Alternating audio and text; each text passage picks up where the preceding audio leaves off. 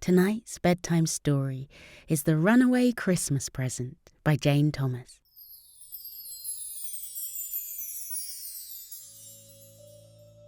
In the very centre of town in Sleepy Forest, there lies a square. It's one of those squares that's always bustling with life. In the springtime, the cherry trees that run along all four sides of the square are covered in soft pink blossoms. And every year when the first winds blow, the blossoms fall to the ground and cover it in a carpet of pink. Creatures emerge from winter's hiding out in burrows and nests, settling down on benches to talk with friends in the warmth of the spring sunshine. And in the summer, little ones ride their bicycles in the square and buy ice cream and candy floss from the penguin that sells these from a bright red cart. In the autumn, piles of golden copper-coloured leaves lie in piles, waiting to be crunched and scrunched underfoot before being kicked high in the sky. And in the winter, there is the arrival of the Christmas tree. It's a magical event, and everyone turns out to see it installed. It stands there, right in the middle of the square, taller than any of the buildings nearby. It is so high that owls are used to add the decorations, flying round and round with lengths of sparkling tinsel and strings of twinkling fairy lights, and then taking baubles one by one to be hung from individual branches. The final addition is, of course, the huge golden star at the very top of the tree. Every evening in the run-up to Christmas, the local choir, the sleepy songbirds, sing carols around the tree. Any animal scurrying and hurrying their way home stops in their tracks, closing their eyes and swaying gently to the sounds of the familiar songs. This year there is a new addition to the scene. Betty Badger was the first to notice it, bustling by on her way to work in the bakery early one morning. A big red present with a golden ribbon tied around it had mysteriously appeared under the tree.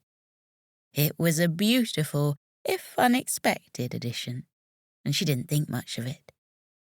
"A lovely extra decoration," she said to herself as she went on her way. Oh, if only she had known the truth of that present. For that night, unable to sleep, Koko climbed out of his bed and went to the window. Lit by the stars and the moon, he could see the world was covered in white, a soft blanket of thick, deep snow covering everything. Icicles hung from the trees, shimmering and sparkling as they caught the silver moonbeams. Koko looked back at his bed, then out at the garden, then back at his bed, and made a decision. He would go outside and make some snow angels. When Kira woke up in the morning, she would have no idea they were left there by him, and it would add a little magic to the world. Downstairs, Koko pulled on his big black boots, pushing his toes deep inside and wiggling them into place with a smile on his face. He turned the door handle oh so slowly and eased it open oh so quietly, and softly, softly slipped out into the snow. It was cold, far colder than Koko had imagined, and he rubbed his arms and stamped his feet, but it was no use. He would have to go back inside for his jumper. Once more, he turned the handle oh so slowly and eased the door open quietly, tiptoeing his way back up the stairs to his room, where he reached for his big white fluffy jumper with the blue snowflake on the front, the one his grandmother had knitted for him just the week before. He looked out of the window and was about to head back outside when something caught his eye. Heading up the lane past his house was a present, a red present wrapped with a wide golden ribbon tied in a bow on top. As the present came closer and closer, it grew bigger and bigger, until Koko could see its golden tinsel legs and thick brown boots padding their way through the snow. Koko opened and closed his mouth a few times, rubbing his eyes to check what he was seeing was real. The present continued on its way, golden ribbon blowing gently in the breeze, golden tinsel legs striding out in their little brown boots. He wondered if he should wake Kira, but with the present fast disappearing down the lane, decided there was no time. So, instead, he hurried his way back down the stairs, which is pretty hard when you're on tiptoe, and crammed his feet back into his boots and opened the door as quickly and quietly as he could. The present didn't seem to mind when Koko opened the garden gate and came out onto the lane to join him. The present was, if anything, on a mission, and Koko was determined to find out where it was going. The two of them headed along the snowy streets of Sleepy Forest, the present on his tinsel legs leading the way, and Koko in his big snowflake jumper following a few steps behind. As they passed Heavenly Hats, Koko spied Winnie and Patrick looking out of the window. He waved at them and shrugged his shoulders as he pointed at the present, and the two faces disappeared from the window.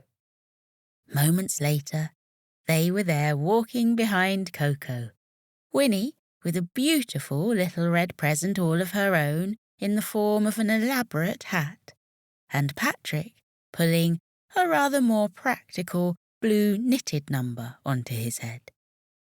His peacock feathers shone in the moonlight, looking as if they were covered in precious gems and jewels. The present paused to think at a crossroads, as if consulting an internal map, before veering off to the left. The snow-covered branches of the trees on either side of the street stretched across it to reach each other. So the present and Koko and Winnie and Patrick walked along in a tunnel of white. By the time they reached the end of the street, Cuddle, Huggle and Snuggle had joined the group. They had been outside making a snow platypus when the present had passed them by, and they'd exchanged a quick look before dashing out into the lane to add themselves to the end of the line. Cuddle crossed her fingers and hoped the golden tinsel legs of the present would guide it past her friend Kevin's house, and sure enough, it did. She burrowed down into the snow until she found some fir cones hidden beneath it. Aiming them one by one at Kevin's bedroom window until the light turned on, and he pulled back the curtains and poked his head outside. "There's a runaway present," called out Cuddle, pointing further down the street to the line of creatures led by the red present with the golden ribbon. "One moment," called Kevin, closing the window and the curtains and rushing downstairs to join his best friend. The little kangaroo bounced his way through the garden and launched himself over the wooden gate that separated garden and street, and together they rushed along to catch up with the rest of the group. By the time the present with the golden tinsel legs reached the hedgerow with the secret tunnel in it that you can crawl through to reach lower starry skies, half the animals of Sleepy Forest had joined them.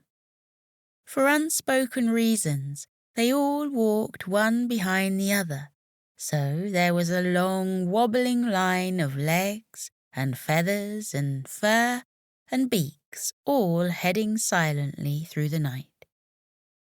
The present pushed through the hole in the hedge and headed on through, and the animals, certain by this point they were meant to see where this present was going, followed in its bootsteps. So it was that the present headed right past Aunt Tilly's house. She had been up late reading, caught up in one of those books that it's impossible to put down, and she glanced up just in time to see the top of the present's golden bow heading past her fence. "Goodness," she said to herself, noting her page number and closing her book. "That looks like quite the adventure," she murmured as she watched the procession of koala and peacock and warthog and platypuses and kangaroos heading up the lane. Aunt Tilly wasn't best known for rushing anywhere, but she certainly did a jolly good impression of rushing to Beau's bedroom, shaking him gently awake with a hand on his shoulder and presenting him with a snuggly red jumper to slip over his pajamas. He followed her outside and joined the end of the line, hardly believing anything he was seeing.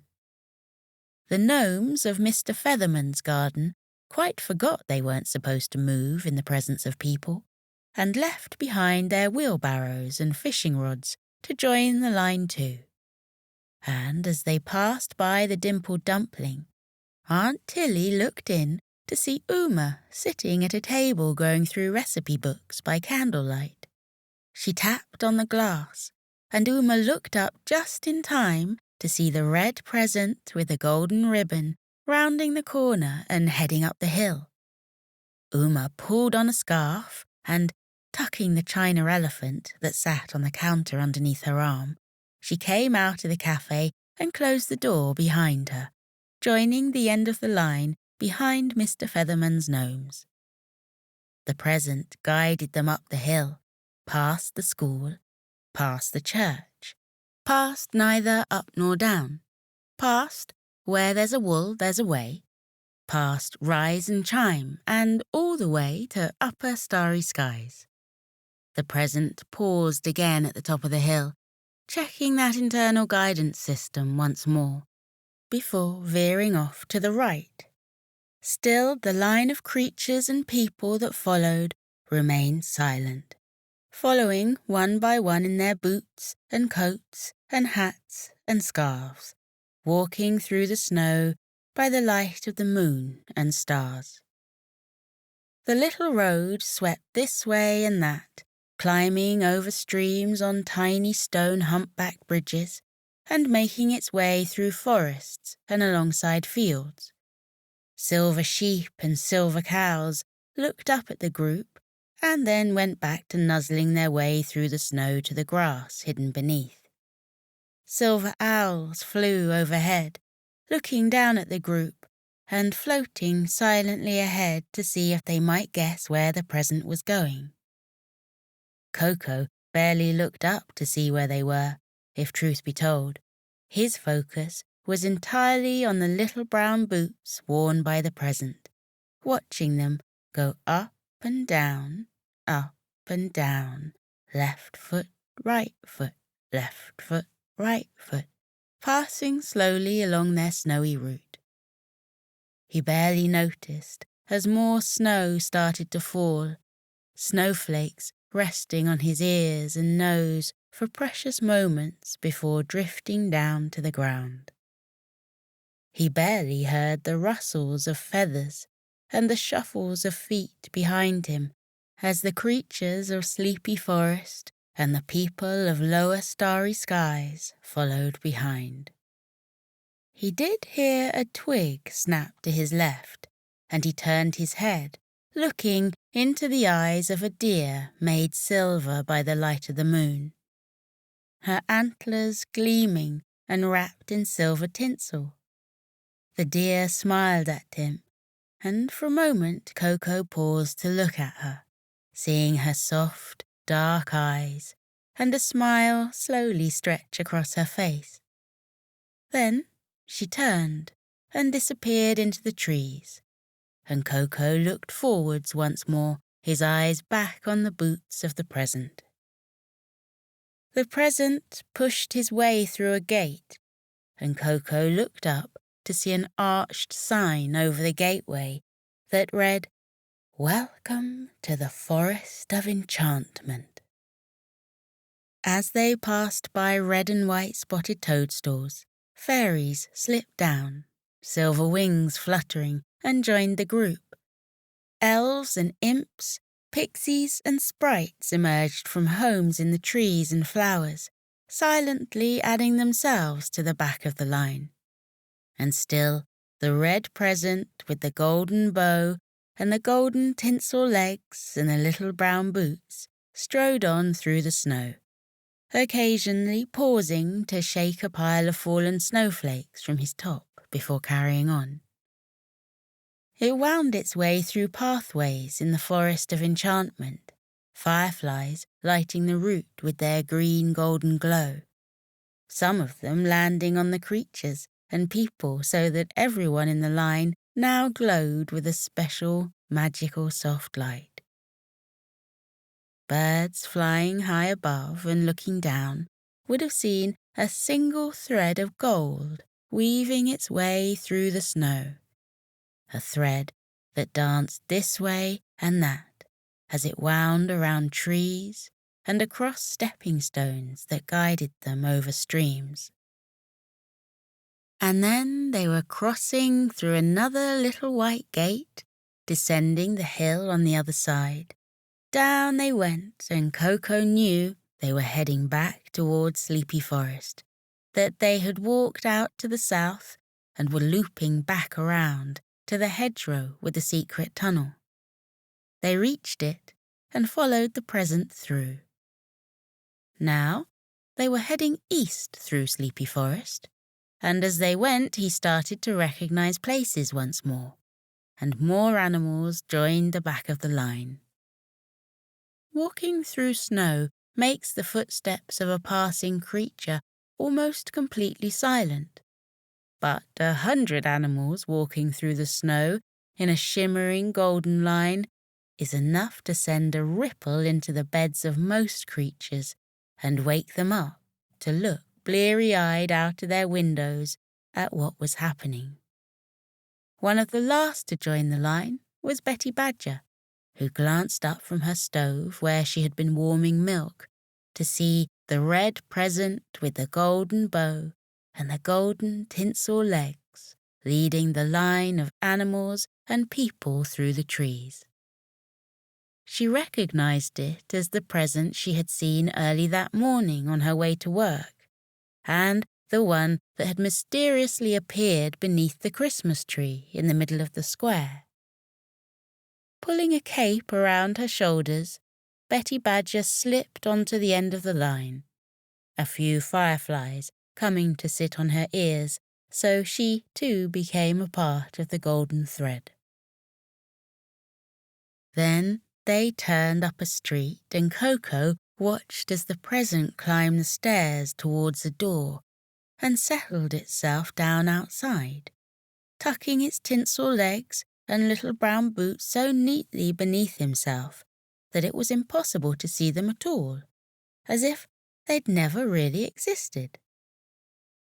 The line, lit by the fireflies, came to a halt, creatures bumping into one another in their surprise that they had finally stopped walking. Pushed from behind, Winnie's hat slipped down over her eyes, and she stumbled and fell into Koko, who stopped himself from falling by grabbing at the great brass knocker on the door. The sound of the knocker hitting on the door echoed down the street. Lights went on all around, one by one, and creatures came to their windows to see what was happening.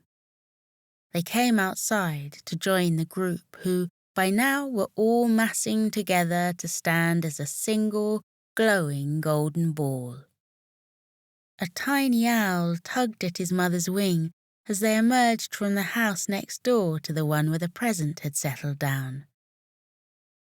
"Why is there a present outside Mr. Moose's house?" the tiny owl asked. "And why are there so many delivering it?" His mother tucked the tiny owl under her wing and ushered him to the front so he may be able to see what was happening and get some answers to his questions. As a light went on in Mr. Moose's home, a hush fell over the group. Mr. Moose, walking along his corridor, put on more and more lights, and then the one behind the front door was turned on, and there was a key turning in a lock, and slowly, the great door creaked open. Now perhaps you remember Mr. Moose. He's a kind and gentle moose of decidedly advanced years. He likes to keep himself to himself, rarely venturing further than the shops and the local library. He spends most of his days quite alone with his books, disappearing on adventures only in his mind. And he likes it that way. Mr. Moose is perfectly content with life that way. But he does sometimes wonder what it would be like at some times of the year to have others to share things with. Christmas is one of those times when he thinks that perhaps it might be nice to have piles of presents beneath the tree. It might be nice to watch the faces of friends as they unwrap the gift he'd chosen for them. It might be nice to stand around the piano and sing carols. So, it's hard to say what Mr. Moose was thinking when he opened the door of his home and saw the red present with the golden ribbon and bow, a gentle dusting of freshly fallen snow resting on top. And looking up, he of course saw the faces of Koko and Cuddle and Tilly, and right at the back was Betty Badger, and there, nestled beneath her mother's feet, was the tiny owl who lived next door. "Is this for me?" he asked, and Koko said yes, he very much thought that it was.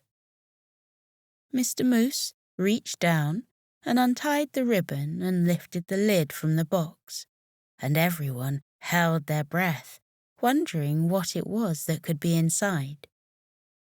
And with a strange smile on his face, Mr. Moose bent his legs and leaned into the box to take out his gift.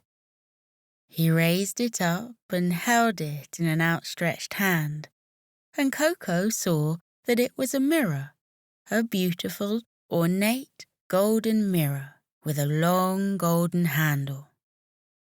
And as Koko looked, the mirror showed Mr. Moose's face and that of everyone who was gathered outside the house, who, when they saw themselves in the reflection, all smiled and grinned and waved their arms. One by one, Mr. Moose invited the creatures into his home, where they crammed themselves into his living room, perching on shelves and the back of chairs and tucking themselves up into balls and sitting on each other's shoulders. Once they were all inside, Mr. Moose closed the door behind him and carefully stepped his way towards the piano, opening the lid and settling down to play Silent Night, just the way his mother had done what seemed 100 years ago, when he was just a little moose waiting for Christmas to come. For it wasn't the mirror that was the present at all, but the creatures. The mirror and the red box with the golden bow and golden tinsel legs and little brown boots had just been a way of getting everyone here, of letting them know that someone was alone and perhaps not wanting to be, not this year. And as the words of the carol drifted out into the snowy streets and across the rooftops of Sleepy Forest, Mr. Moose was reminded that he was never alone, not really.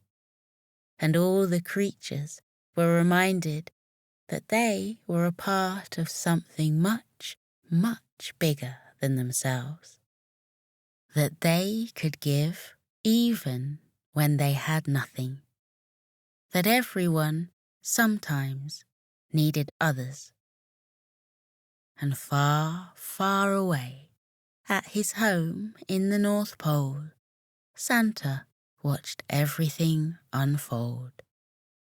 An owl hovered outside Mr. Moose's house and sent messages directly back to him, reporting on the shimmering golden thread that had weaved its way through Sleepy Forest and lower starry skies and the Forest of Enchantment, and how everyone was now here, just where they needed to be, just where Santa had secretly sent them. Santa smiled to himself and let out a satisfied sigh, leaning back in his chair, pushing his feet towards the fire, folding his hands over his stomach, and slowly closing his eyes. Another job well done. Another lonely creature reminded they were not alone. Another Christmas where his red and golden present had added a little bit more magic to the world.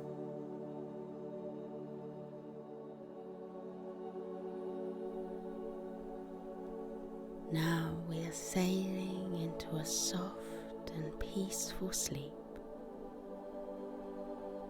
Feel the soft and cozy support of your bed. Feel the way your body, heavy and happy with sleepiness, is being carried upon it. It is as though you are being carried on gentle ocean currents, on the rising and falling of waves. Feel how they are lapping gently beneath you, bearing you into the land of sleep.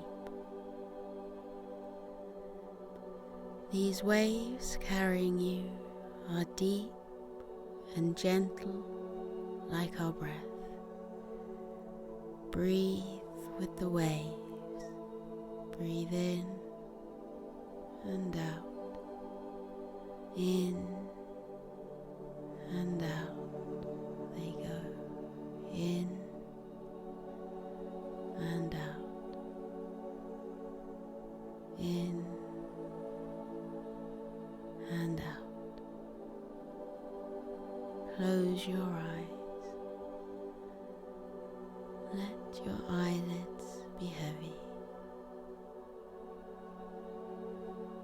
Let your whole body relax as you sail into sleep.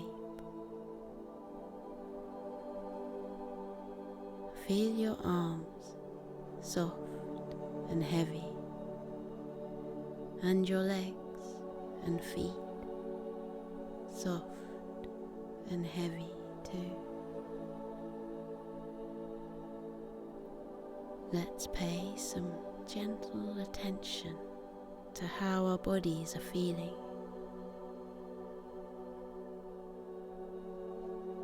Keep your eyes closed and let your mind come unhooked from your head. Your mind is a magical thing. It can stay inside your head, or it can travel all around your body, like a little person wandering around a house to check that all is well. Let your mind travel first to your breath. Feel the breath moving through your nose. Feel the breath moving into your chest or into your tummy, making it rise and fall, rise and fall. Good. Just focus on your breathing.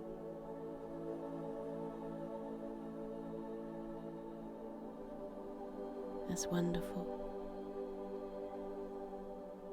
Now let your mind float down from your breath. Let it travel down one of your arms. Feel the sensation in your arm. Feel how it is heavy on the bed, or maybe soft, tucked underneath your head as you sleep. Let your mind travel down your fingers. First, let your mind wander down to the tip of your thumb. Now down your first finger. Now your middle finger. Now your ring finger. And last but not least, your pinky. What does it feel like at the end of your pinky? Bring your mind back up to your breathing and breathe in and out. Breathe in and out. Now we're traveling with our minds all the way down our other arm. Let your mind go down each of your fingers on that arm. First, let your mind wander down to the tip of your thumb. Now down your first finger. Now your middle finger. Now your ring finger. And now your pinky. Very good. Now let your mind come back to your chest and let it sit there, soft and heavy, right where your heart is. If you let your mind rest there, you will even be able to feel the gentle beating of your heart. Do you know what your heart says as it's beating? It says, I love, I love, I love. That's what everyone's heartbeat says. I love, I love, I love. And as everyone's heartbeat says that, the world fills up with love. The world fills up with each heartbeat like a lake, filling up with the raindrops that fall from the sky. The lake of love can never be too full, and it can never be empty. The whole world is full of love. You are loved. Your family love you. Your friends love you. People all across the world love you. The animals in the fields and the birds in the trees, and even the trees themselves, they all love you too. And we love them back. That is the beautiful thing about love. You can never give too much of it, because it can never run out. Love is like the water in the lake. There will always be more of it. It falls from the sky like rain and keeps us safe and happy. You are safe. You are happy. You are loved. While you're floating through your dreams, whisper your love to the world. Say, I love you, world. And now, listen out. Hear the world say it back. The world is saying, I love you. The world is gentle. and you are gentle too. The world is kind, and you are kind too. The world is loved, and you are loved too. The rain loves the ground it falls upon, and the ground loves the grass and trees and flowers that grow up out of it. And the grass loves the animals that walk upon it. And so the animals love the world they wander through, because it is so beautiful. And the whole world loves you. Feel how your body is drifting peacefully upon the gentle lake. Let any worries that may have lingered from the day sail away from your mind. Watch them disappear like a whole host of multicoloured helium balloons being released into the sky. Watch them as they go, as they soar up high. Smaller and smaller they get, smaller and smaller, until they are just little specks in the sky. And then they are gone. You are safe. You are kind. There is nothing to worry about as you drift into sleep, because you are drifting on the lake of love. You are safe. You are happy. You are loved. The world is gentle, and you are gentle too. The world is kind, and you are kind too. The world is loved, and you are loved too. Close your eyes, let your eyelids get heavy. Let your limbs get heavy too. Feel your arms and legs falling heavily into your soft and cozy bed. Feel your chest rising and falling with your breathing, rising and falling like the waves on the lake of love. Sleep, little one. You are safe. You are happy. You are loved. There is more love in this world than there are stars in the sky. There is more kindness in this world than there are droplets of water in the entire lake.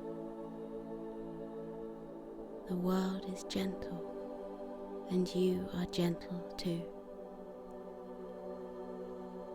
The world is kind, and you are kind too. The world is loved, and you are loved too. Good night, little one. Sleep tight.